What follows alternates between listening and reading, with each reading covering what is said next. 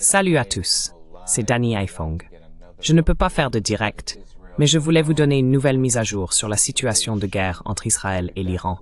Je serai de retour en direct très bientôt, alors restez connectés pour cela.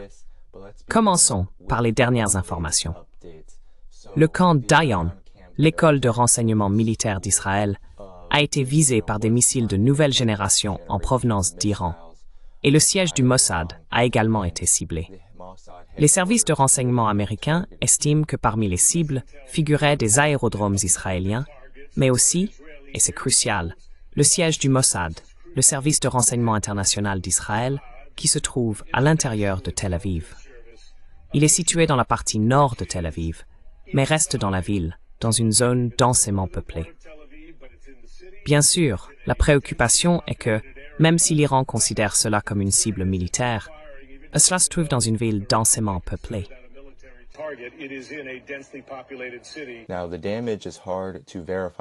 À présent, il est difficile de vérifier les dégâts, car Israël mène actuellement une campagne de censure extrêmement stricte et profonde. Mais selon les rapports, voici ce que nous savons. 4 missiles ont visé le siège du Mossad, près du camp Gilak. Nous avons des informations selon lesquelles des missiles sont tombés à 600 à 1000 mètres du siège réel, donc il n'y a pas eu de frappe directe. L'un a touché près d'une route, un autre a frappé des installations du camp Herzog, un troisième a touché une station de traitement des eaux, et le quatrième a frappé un immeuble de grande hauteur. Bien que ces frappes n'aient pas été aussi précises que beaucoup de celles de l'Iran, la grande nouvelle ici est qu'Israël n'a pu en détecter aucune, ce qui indique que l'Iran utilise des armes et des missiles plus avancés dans ses dernières frappes, même s'ils sont moins nombreux.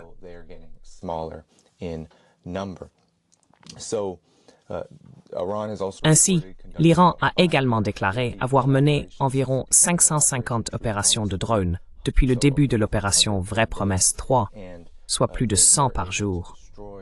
Et ils ont réussi, grâce à ces opérations de drones, à détruire un système de défense aérienne israélien à longue portée. Des rapports indiquent également qu'un autre F-35 a été abattu au-dessus de l'Iran, un F-35 piloté par Israël.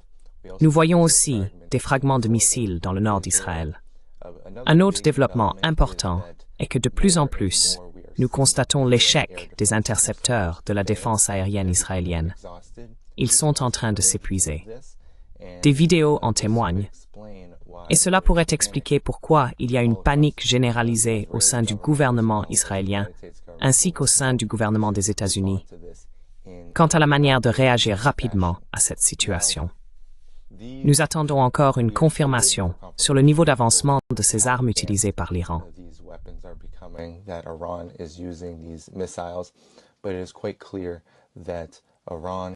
Mais il est tout à fait clair que l'Iran a déclaré qu'il allait continuer à monter l'échelle de l'escalade, utiliser ses armes hypersoniques les plus avancées au cours de ce conflit, et qu'il est prêt pour une guerre longue. Tel Aviv reste sous de lourds tirs, malgré le fait que ses frappes de missiles deviennent moins nombreuses. Toute la ville de Tel Aviv est pratiquement à l'arrêt. Les habitants de Tel Aviv doivent constamment et régulièrement aller et venir dans les abris anti-bombes. En réalité, l'Iran, à travers l'opération Vraie Promesse 3, a neutralisé cette capitale en tant que centre viable de toute activité, en particulier économique. Ce sont donc des développements importants qu'il faut noter.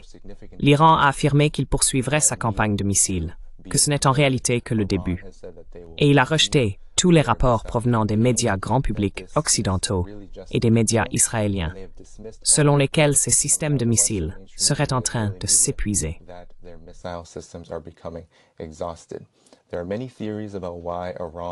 Il existe de nombreuses théories sur les raisons pour lesquelles l'Iran a décidé de réduire l'ampleur de ses frappes.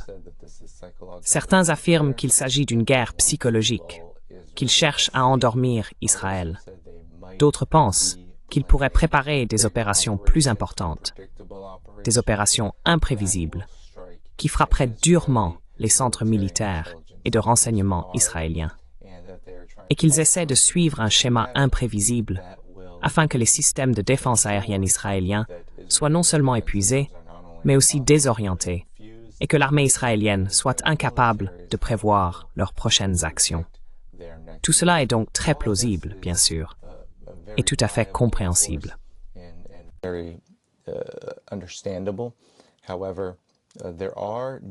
Cependant, il existe ici des dangers qui s'intensifient.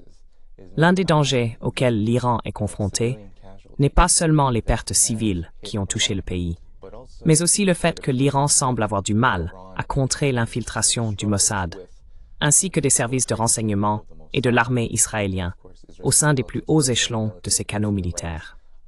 Selon les médias israéliens, bien que cela n'ait pas encore été confirmé, Ali Shamdani, qui avait remplacé Ali Rashid, l'un des principaux chefs militaires iraniens, aurait été tué lors d'une frappe aérienne dans la nuit. Il s'agit donc probablement du plus grand danger auquel l'Iran est confronté à l'heure actuelle.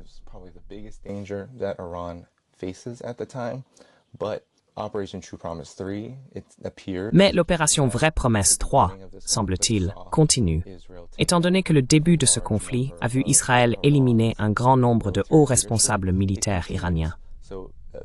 Ainsi, ces frappes de décapitation n'arrêtent pas l'opération militaire globale de l'Iran, et ce dernier s'engage dans une guerre longue et continue avec Israël, et avec les États-Unis, si ces derniers devaient s'impliquer. Tel Aviv est donc pratiquement paralysé. Le renseignement militaire israélien, et le renseignement dans son ensemble, est désormais une cible de l'opération Vraie Promesse 3. Les missiles deviennent plus avancés, plus rapides. Et on ne sait pas combien de missiles l'Iran possède, car l'Iran a parfois déclaré en avoir des milliers.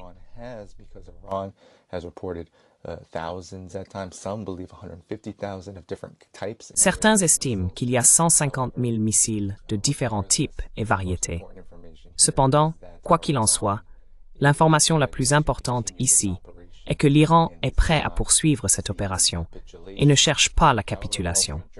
Cependant, le Wall Street Journal a rapporté au cours des dernières 24 heures que l'Iran chercherait effectivement la capitulation, ce qui a été catégoriquement rejeté par le gouvernement iranien. Il y a donc eu beaucoup d'activités. Ces campagnes et opérations de missiles issues de la plus vaste opération Vraie Promesse 3 vont se poursuivre, et nous continuerons à en rendre compte ici. Maintenant, un élément majeur de tout cela, un développement important, a été le crime de guerre commis par Israël au cours des dernières 24 heures contre la société iranienne de radiodiffusion.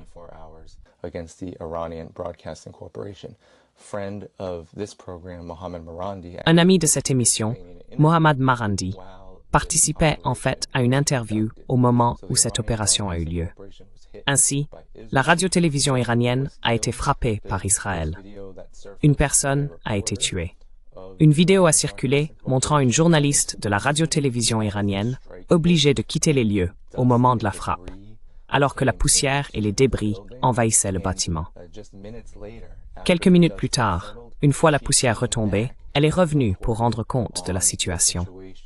Cet acte a été salué en héros, non seulement en Iran, mais aussi dans une grande partie du monde, qui considère ces tactiques sordides non seulement comme un crime de guerre, mais aussi comme un acte totalement déplorable qui ne fait qu'aggraver l'image d'Israël dans le monde.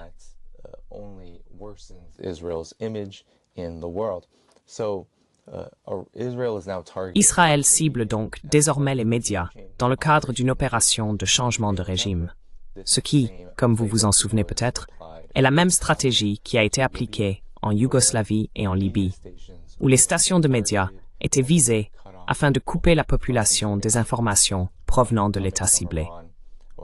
Cela crée un énorme fossé et conduit également à une opération psychologique qui équivaut essentiellement à une guerre contre la vérité. C'était donc l'une des frappes les plus importantes menées par Israël, à la fois la direction militaire qui subit à nouveau un coup, ainsi que les médias.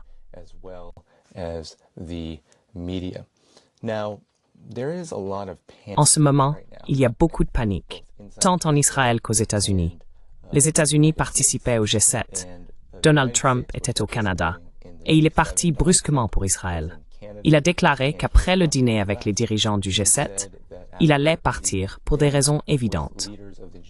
En même temps, Il a tweeté ou publié sur Truth Social que Téhéran devait évacuer immédiatement, que c'était une perte de vies humaines et que l'Iran ne pouvait pas avoir la bombe nucléaire.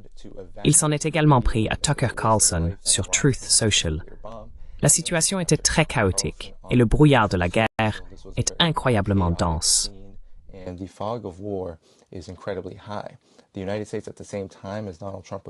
Au même moment où Donald Trump publiait tous ces messages très incendiaires et menaçants sur Truth Social, les États-Unis avaient l'USS Nimitz, ainsi que d'autres destroyers, en route vers le Moyen-Orient. Nous avons également des groupes aéronavals et des ravitailleurs qui se dirigent vers la région, manifestement pour montrer que les États-Unis sont prêts à entrer et à participer à ce conflit à un certain niveau. Il y a actuellement beaucoup de débats sur le niveau d'implication qui sera choisi. Certains médias israéliens ont tenté d'annoncer que les États-Unis avaient effectivement participé à des frappes contre l'Iran, mais les États-Unis ont démenti ces informations. Les médias israéliens, tout comme les médias américains, ont également affirmé que les États-Unis finiront par entrer en guerre et que des préparatifs sont en cours à l'heure où nous parlons.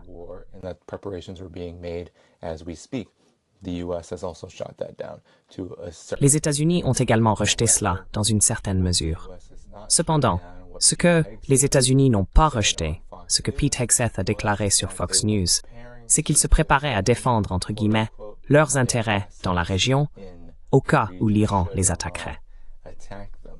Maintenant, le développement le plus important ici, et il y en a deux majeurs en ce qui concerne la situation désespérée des États-Unis, c'est que Donald Trump a déclaré qu'il cherchait plus qu'un simple cessez-le-feu. Il a rejeté toutes les affirmations, car certaines rumeurs circulaient, selon lesquelles il préparait une équipe pour, de manière urgente, discuter avec des responsables iraniens et organiser une rencontre entre Steve Witkoff et le ministre iranien des Affaires étrangères, M. Araghchi.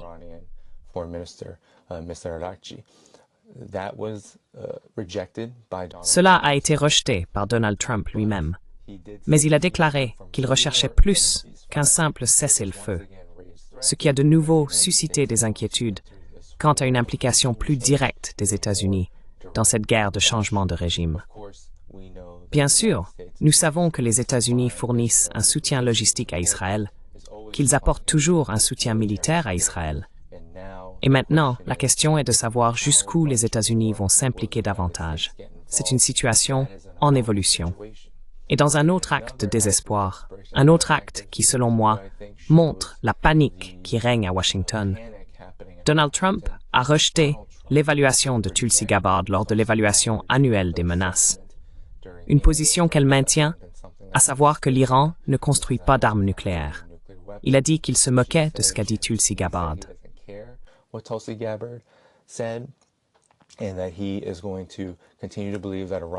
Et il va continuer à croire que l'Iran possède une arme nucléaire ou des armes nucléaires, et il va continuer à réagir en conséquence sur la base de cette désinformation, apparemment. Cela représente donc, selon moi, un énorme coup de projecteur, une mise en lumière de l'état de panique et de désespoir dans lequel se trouvent actuellement les États-Unis en essayant de gérer la situation. Il y a beaucoup de brouillard de guerre, beaucoup d'indécision, semble-t-il, et beaucoup d'incertitudes quant à la possible réponse des États-Unis. Voilà essentiellement où en est la situation à l'heure actuelle. L'Iran va poursuivre ses attaques de missiles. Il va veiller à ce que l'opération Vraie Promesse 3 se poursuive. Nous avons constaté que les systèmes de défense aérienne israéliens sont en train de s'épuiser et deviennent des cibles.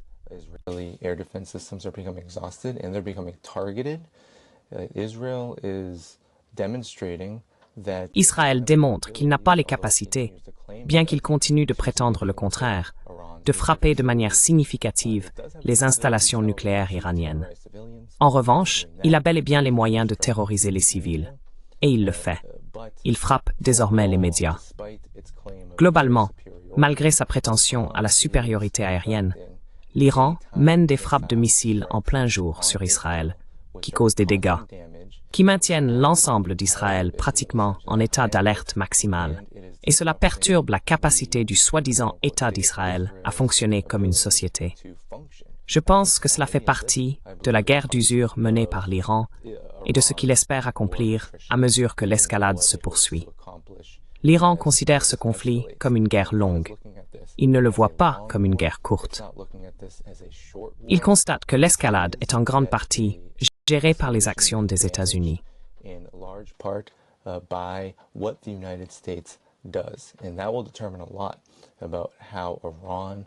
Et cela déterminera en grande partie la manière dont l'Iran pourra répondre et ce que l'Iran devrait faire.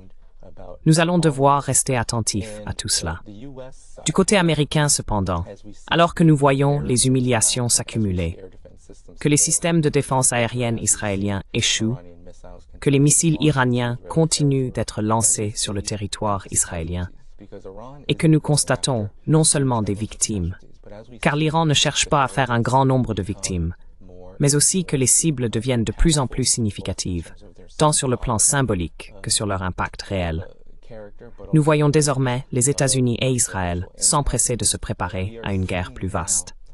L'Iran affirme y être prêt.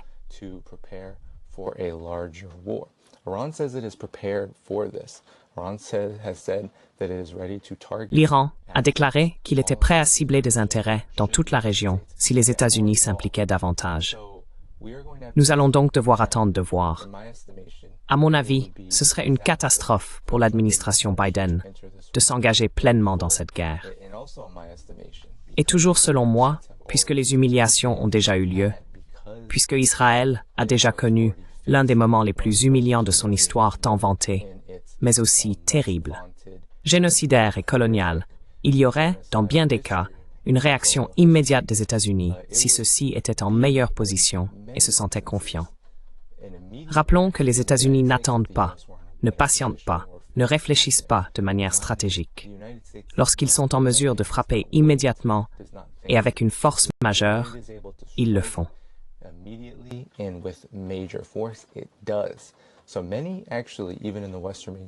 En fait, beaucoup de personnes, même dans les médias occidentaux traditionnels, sur Fox News et ailleurs, des gens comme Steve Bannon ont laissé entendre que les États-Unis sous Donald Trump auraient probablement déjà frappé. Maintenant, je ne vais pas sous-estimer la capacité des États-Unis à commettre d'horribles crimes de guerre, à entrer dans ce conflit et à infliger de lourds dégâts à l'Iran. Mais il semble que l'hésitation que manifestent actuellement les États-Unis sous Donald Trump s'explique par le fait qu'il y a de nombreux facteurs à prendre en compte. Premièrement, si les États-Unis s'engagent pleinement dans cette guerre, ils ont le potentiel de détruire, et je vais le dire très clairement, détruire le système économique mondial, l'économie mondiale.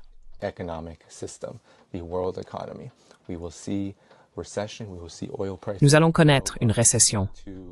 Nous verrons les prix du pétrole atteindre des niveaux que nous n'avons pas vus depuis des générations, voire jamais. Nous assisterons à une calamité économique et nous verrons une chute de la confiance et de la légitimité publique aux États-Unis et dans le monde entier, aux États-Unis en général.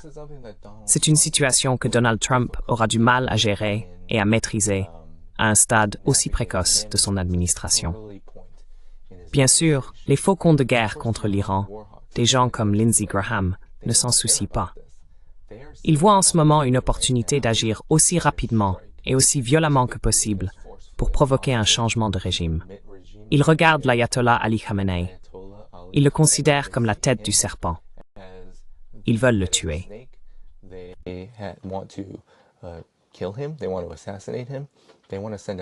Ils veulent l'assassiner. Ils veulent envoyer un message au peuple iranien selon lequel leur gouvernement, leur système politique, n'est pas seulement menacé, mais va être détruit de façon imminente. C'est donc de la terreur psychologique. C'est du terrorisme. Nous voyons Israël commettre des actes de terrorisme au cours des dernières 24 heures. Ils se sont beaucoup concentrés sur la détonation de voitures piégées et agissent de manière à frapper au cœur du peuple iranien, de façon à envoyer le message qu'ils devraient avoir peur et que cette peur devrait les pousser à vouloir détruire le gouvernement iranien, à le renverser. Or, il semble que le peuple iranien ne soit pas intéressé par cela. Nous ne voyons aucune preuve de manifestation ou d'activité de révolution de couleur en Iran.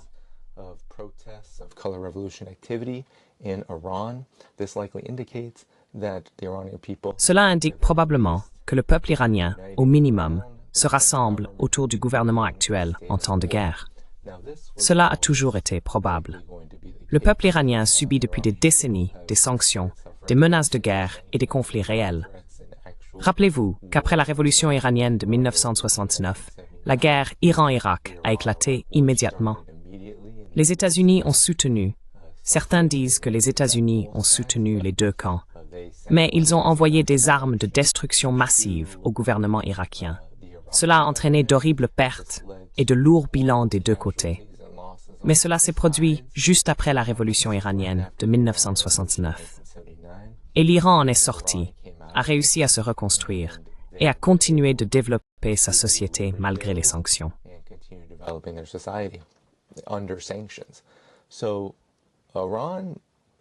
À l'heure actuelle, l'Iran, tant son peuple que son gouvernement, montre qu'il ne se soumet pas.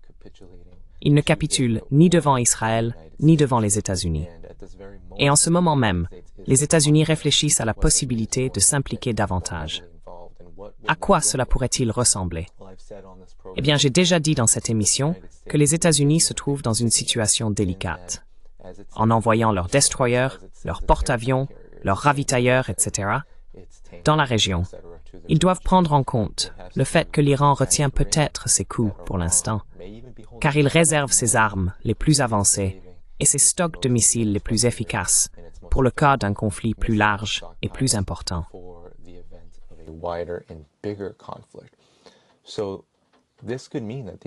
Cela pourrait donc signifier que les États-Unis doivent prendre en compte ce qui se passerait si des F-16 ou F-35 américains ou tout autre appareil, l'USS Nimitz et d'autres destroyers de la marine, étaient pris pour cible par l'Iran via ses systèmes de défense aérienne ou ses missiles hypersoniques avancés.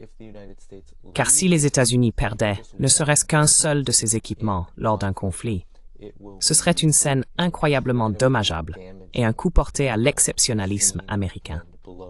Les cercles dirigeants, l'establishment de la politique étrangère, voudront probablement aller plus loin dans l'escalade.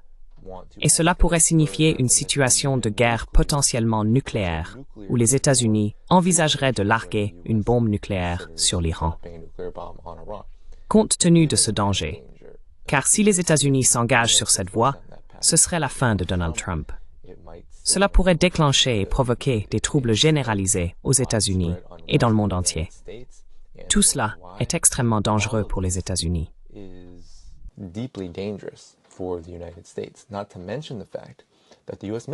Sans parler du fait que l'armée américaine est épuisée. Ses systèmes de défense aérienne sont à bout de souffle. Ils ont utilisé une grande partie de leur armement et de ce qu'ils avaient dans le conflit en Ukraine. Et bien sûr, il y a des forces au sein de l'appareil de politique étrangère américain qui considèrent l'Ukraine et pensent que s'ils gaspillent tout ce qui leur reste dans une guerre de changement de régime en Iran, il ne leur restera rien pour la Chine. C'est donc l'armée américaine, l'Empire américain, qui est surmené. Nous assistons à son déclin et nous voyons la panique que l'opération Promesse Véritable 3 a révélée au grand jour dans l'Empire américain et bien sûr en Israël également.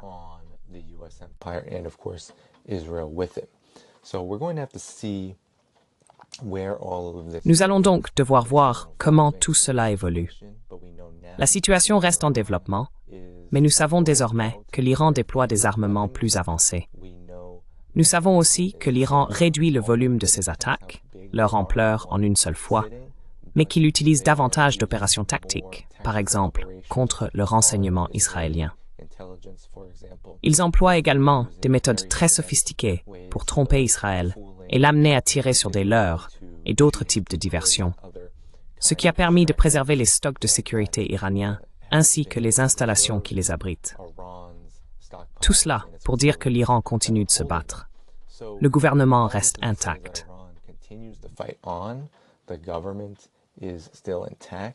Many are wondering whether this Beaucoup se demandent si cela peut continuer de la même manière. Et selon moi, l'Iran semble tout à fait prêt pour un conflit de longue durée, non seulement avec Israël, mais potentiellement aussi avec les États-Unis, selon la manière dont ces derniers réagiront. Sous l'administration Trump, nous avons vu que cette imprévisibilité est très dangereuse. Elle pourrait entraîner des escalades comme celle dont nous parlons ici. Mais il faut insister sur ce mais. Même si les dangers sont bien réels, ne nous laissons pas tromper en pensant que la perte de la direction militaire de l'Iran ou les frappes subies contre des civils n'ont pas d'impact.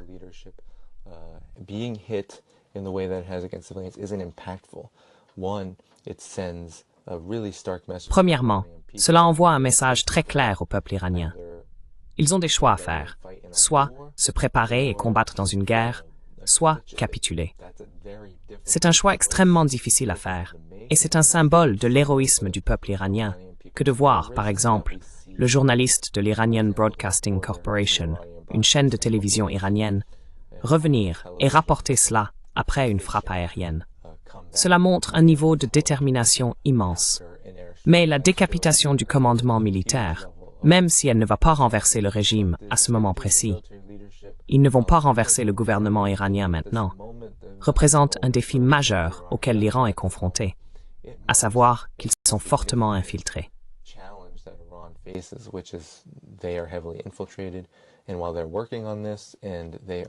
Et pendant qu'ils travaillent là-dessus, et ils s'efforcent d'éliminer toute infiltration du Mossad et des services de renseignement israéliens qui a pu avoir lieu, il semble que cela soit assez important et aura un impact sur la durée et la trajectoire de ce conflit. Mais à l'heure actuelle, l'Iran se défend. Il riposte. Il n'est pas sur le point de tomber ou au bord de l'effondrement. Et maintenant, tout dépend de ce que va faire l'administration chaotique, confuse, paniquée et résolument belliciste de Donald Trump. Alors que nous entrons dans la prochaine phase, non seulement de l'opération Vraie Promesse, mais aussi de cette guerre contre l'Iran qui vise à changer le régime et à attaquer l'Afghanistan, ainsi que tout le monde multipolaire dans le processus.